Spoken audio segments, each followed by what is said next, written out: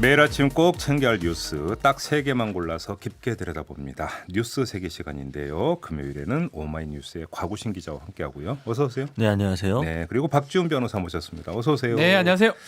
자, 첫 소식 가볼까요?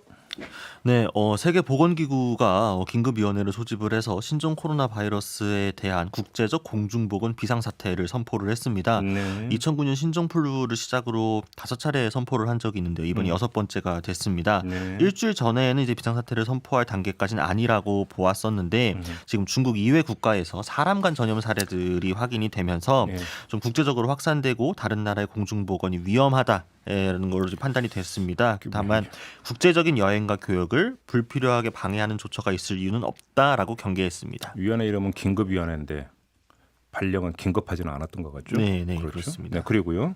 네, 우리 교민을 태운 전세기가 오늘 오전 9시께 김포공항에 도착할 예정입니다. 원래 새벽에 뜨려고 했었으나 지금 검역 과정에서 좀 지연이 됐다라고 하는데요. 예. 도착이 되면 일단 별도 공간에서 발열 검사 등으로 건강 이상 유무를 일단 확인을 받고요. 그래야겠죠. 예, 이상이 발견된 분들은 격리병동으로 이송이 되고 이상이 없다면 지금 아산과 진천으로 버스를 타고 이동을 하게 될 겁니다. 근데 문제는 이제 일부 현지 주민들의 이제 반발이 이제 계속 거셌는데 네네. 밤사이 좀 어떻게 좀 정리가 됐는지 이것도 좀 확인을 좀 해봐야 되는 문제가 되는 거고요. 네네. 자, 그리고 검찰과 경찰이 가짜 뉴스와의 전쟁을 선포를 했다고요? 네, 그렇습니다. 지금 검찰이 신종 코로나 바이러스 감염증 확산과 관련해서 지금 불신, 불안을 조장하는 가짜 뉴스에 엄정 대응하겠다라고 밝혔습니다.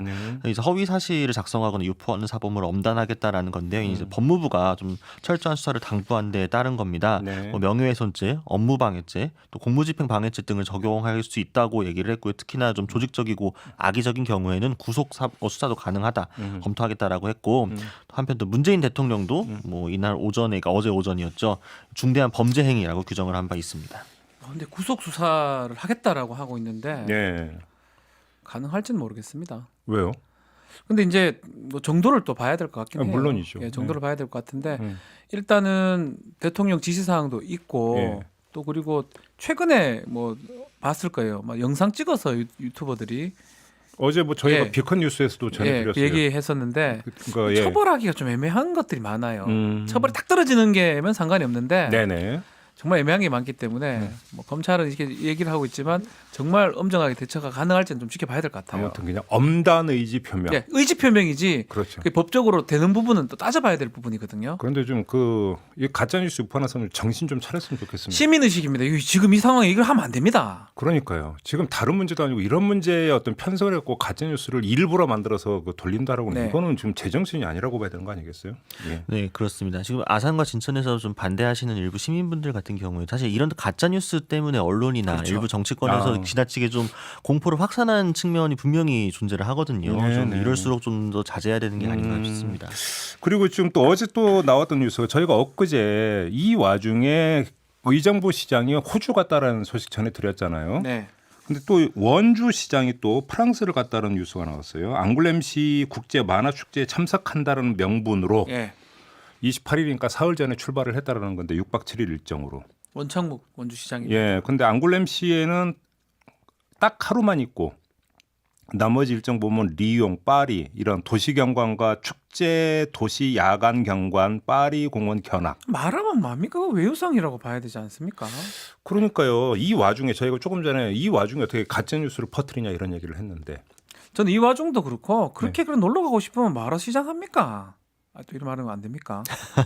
그냥 놀면 안 됩니까? 그렇게 시비를 받아서 가는 거죠. 그게 그렇다는 거. 세금을 갖고 가는 거. 그래도 세금도 그렇지만 예. 이해를 해줄 수 있는 부분은 이해를 해줄 수 있어요. 일하다가 힘들면 갈 수 있지만 네. 지금 십자에 꼭 가야 됩니까 이게? 그러니까요. 지금 그러니까 예를 들어서 이제 부천시장, 경기도 부천시장 같은 경우도 아마 초청을 받아서 같이 네. 할 일정이었던 것 같아요. 근데 부천시장 같은 경우는 지금 이 신종 코로나 바이러스 문제 때문에 취소를 했죠. 취소를 했다라고 하는데 네. 원주시장은 기필코 갔네요. 답답합니다. 네, 이거에 대해서는 뭐 저희가 분석하고 말할 것도 없다고 생각을 하는데요. 근데 공교롭게도 의정부 시장과 원주 시장의 공통점은 당적이 민주당이라는 여당이에요. 점입니다. 거기다 특히나 어떤 여당 소속의 기초단체장이라고 한다면 이건 당 차원에서도 뭔가 단속과 조치가 있어야 되는 게 아닌가라는 생각도 한번 해보게 됩니다. 정신 차려야 됩니다. 그러게요. 시장님들요. 네. 자, 두 번째 뉴스로 넘어가죠. 네, 대법원 전원 합의체가 국정농단의 또 다른 축이었던 이 문학의 블랙리스트 사건에 대해서 직권남용 권리행사 방해죄 등의 법리 판단이 더 꼼꼼해야 된다라면서 사건을 일부 무죄 취지로 서울고등법원에 돌려보냈습니다. 네.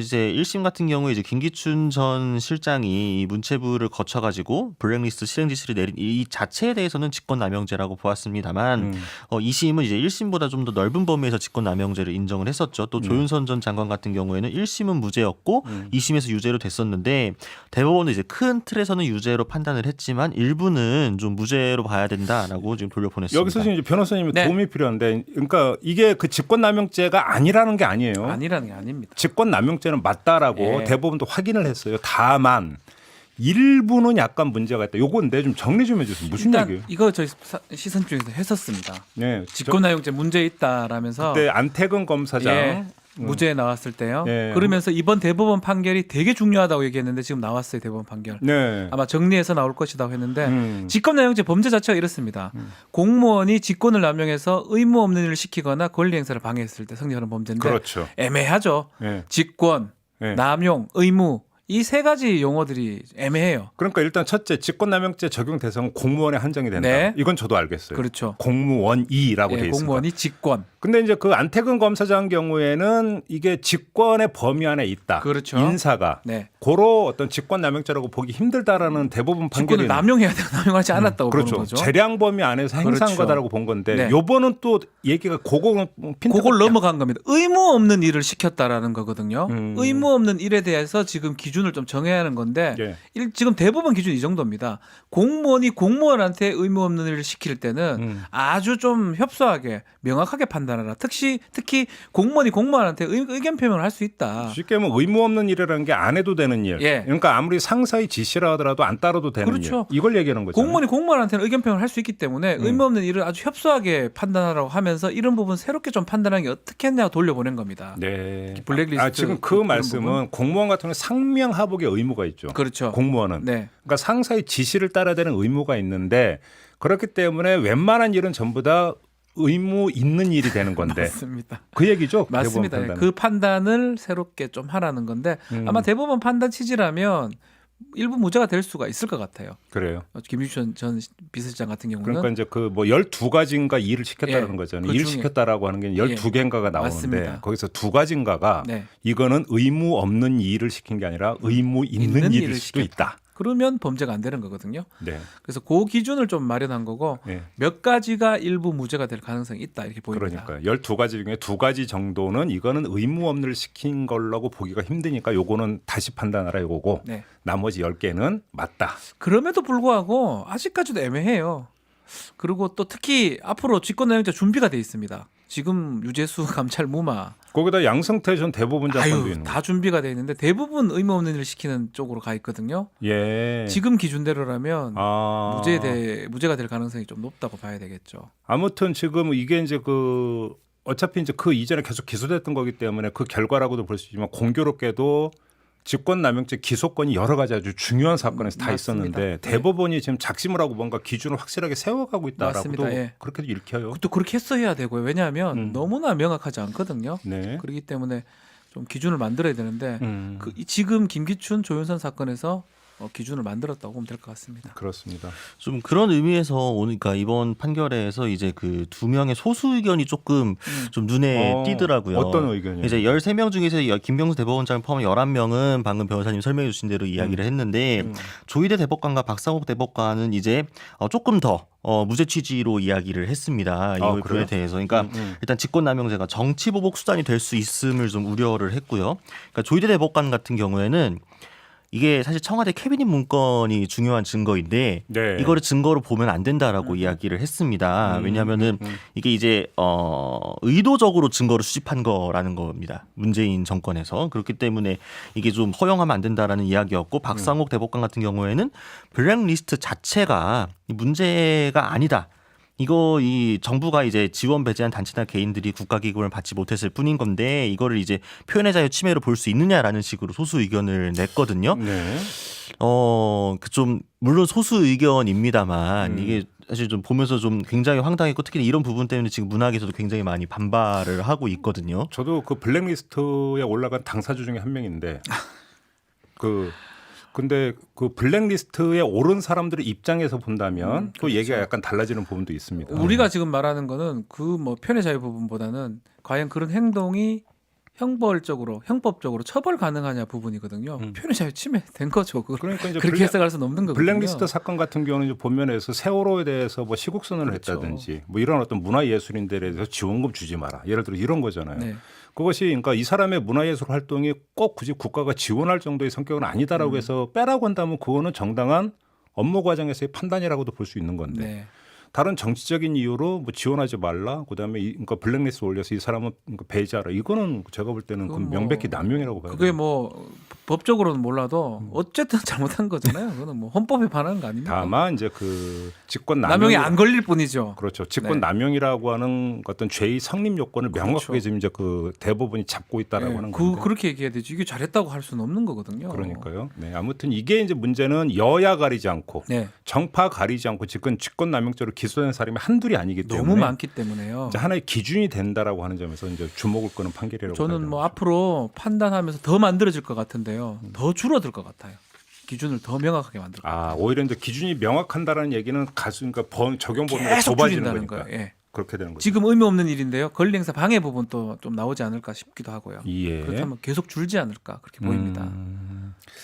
알겠습니다. 이 파장이 이제 어디까지 미치게 될지가 참 궁금한 부분인데 지금 예를 들어서 그 사법농단 사건 그래서 이제 그 최고 몸통이라고 이제 지목돼서 기소된 양승태 전 대법원장 같은 경우도 주된 혐의가 바로 이거죠. 지금 똑같은 거예요. 기소 내용이. 예. 근데 만약에 이제 또 이것이 이제 그 대법원이 이제 그러니까 내놓고 있는 판결에 따라서 만 직권남용죄가 아니다라고 했을 경우에 네. 또 이제 그 파장, 역파장 또 상당히 있는 부분이고 또 마찬가지로 조국 전 장관의 감찰문마 의혹 사건에 네. 기준과 직권남용죄로 기소가 된 것. 음. 심지어 추미애 법무장관 같은 경우도 지금 직권남용죄 혐의로 고발이 된 고발돼 상태죠. 있죠. 수원지검에 가서 이제 예. 배당돼서 이제 수사가 개시가 됐고 여파가 정말로 거의 전방위적으로 좀 미칠 수가 있는 거기 때문에 이거 대단히 주목해서 봐야 되는 판결인 것 같습니다. 맞습니다. 네. 자 마지막 뉴스로 넘어가죠. 네, 염동열 자유한국당 의원이 강원랜드 채용 부정청탁 관련해서 실형을 선고를 받았습니다. 네. 1심에서 징역 1년을 받았는데요. 뭐 기소 내용은 잘 아시는 것처럼 뭐 2012년도 자신의 지역구 보좌관을 통해서 지인과 지지자 자녀 수십 명이 기재된 명단을 강원랜드에 전달을 했다. 그래서 채용되도록 청탁한 혐의였습니다. 네. 재판부는 이제 강원랜드의 업무를 방해했다라고 보았고요. 또한 이 공정한 사회를 갈구하는 많은 시민들에게 큰 실망감을 안겨줬다라고 양형 이유를 밝혔습니다. 특히나 지금 이 부정 채용으로 인해 피고인이 개인적 이득을 취했음을 부정할 수 없는 사실이다라고 명확히 밝혔고요. 네. 다만 여기서도 직권남용 부분에는 무죄를 선고를 했습니다. 이건 이제 부정 채용 요구가 이 채용 요구하는 것 자체가 국회의원의 직무에 직권에 그 포함되지 않는다고 보았기 때문인데요. 네. 아무튼 뭐 염동열 의원은 뭐 항소해서 무죄가 밝혀질 거라고 확신한다라고 이야기를 했고 특히나 지금 같은 사건으로 기소돼 있는 권성동 의원의 2심이 다음 달 13일이기 때문에 이것도 좀 귀추가 근데 주목됩니다. 지금 그거 그 포인트인데 권성동 1심은 무죄 나왔잖아요. 그렇죠. 그러니까 지금 권성동 의원은 무죄, 염동열 의원은 유죄. 네. 이거 어떻게 봐야 되는 거예요? 제가 뭐 판결문을 다 보지는 못했는데 예. 지금 보도된 내용을 좀 봤을 때는 증거 부분 같아요. 아. 법리는 아닌 것 같고요. 예. 증거 부분이 중간에서 뭐 전달했던 사람이라든지 특히 이 사장하고 국회의원 간에 이게 연결고리가 있었냐 없었냐 이 부분인데 예. 권성동 의원 같은 경우는 그 부분이 좀 빠져 있어요. 중간에 진술했던 사람이 믿기 어렵게 날짜가 좀 안 맞기도 하고요. 근데 지금 뭐 리스트라고 써 있는 그 권 리스트라고 하는 것도 뭐 맞지 않는 부분도 있는데 지금 염동열 의원은 이게 딱 떨어졌다는 것 같아요. 증거가. 예. 그래서 이거는 뭐 법리는 전혀 고려할 필요 없는 것 같고요. 음. 증거로서 신빙성이 있냐 믿을만 하냐 그 부분에 대해서 판단이 엇갈린 것으로 보입니다. 예. 지금 증인 그 관련 신빙성에서 판단이 달랐던 거 방금 변호사님 설명해 주신 네. 것처럼 증거 부분이었는데 이제 그 증거 주요 증거가 그 엑셀 파일입니다. 강원랜드가 가지고 있던 이 엑셀 파일에 염동열 의원이 청탁한 건 명확하게 염동열 의원이 청탁했다고 써져 박혀 있어요. 39명 딱 네. 적혀 있습니다. 그래서 이거는 약간 이제 소위 말해서 빼박 텐트가 된 거죠. 딱 떨어져 네. 버리는데 근데 권성동 의원 같은 경우에는 파일 이름이 권리스트. 권시트 뭐 이런 식으로 돼 있어요. 근데 이제 권 씨가 권성동 의원인지 특정할 수 없다라는 겁니다. 이게 권성동 의원의 사촌 동생인 권은동 강원도 축구협회장일 가능성도 있다. 이 두 개 명확하지 않기 때문에 증거가 좀 부족하다라고. 글자 세 개와 하나의 차이입니까? 근데 이제 의심스러우면 피고인의 이익으로거든요. 아, 증거 예. 재판주의거든요. 예. 그거에 따랐는데요. 음. 저는 그래서 권성동 의원 재판이 2심에서 어떻게 될지 모른다고 생각이 듭니다. 아, 그래요. 또 검찰 입장에서는 공소하면서 입증 보강을 할 거거든요. 그러니까 이른바 권시트라고 하는 이 표현을 그러면 어떻게 해석할 거냐에 그렇죠. 따라서 재판부의 그러니까 그 해석 여하에 따라서는 네. 또 이제 판단이 달라질 수도 있다. 왜냐하면 염동열하고 권성동하고 같은 기간에 같은 형식의 그 비리거든요. 근데 또 이제 그 보도를 보면 염동열 의원이 그 청탁한 사람들의 면면이 염동열 의원의 어떤 지인, 자기 친 그다음에 친지들. 선거 때 도와줬던 사람들과 네. 그러니까 그 뭐 직결돼 있는 사람들인 반면에 권성동은 아니다. 또 이런 보도도 있던데요. 그거는 뭐 제가 다 확인을 못했는데 네. 리스트가 딱 나와 있기 때문에 그런 것 같아요. 염동열 의원 관련된 리스트 39명은 예. 그대로 다 나와 있거든요. 네. 그렇기 때문에 사실은 부인하기도 어려웠던 상황이 아니었나. 음. 근데 권성동 의원 같은 경우는 아마도 검찰에서 2심에서 요 염동열 의원 판결문 참조해가지고 증거를 보강할 것 같거든요.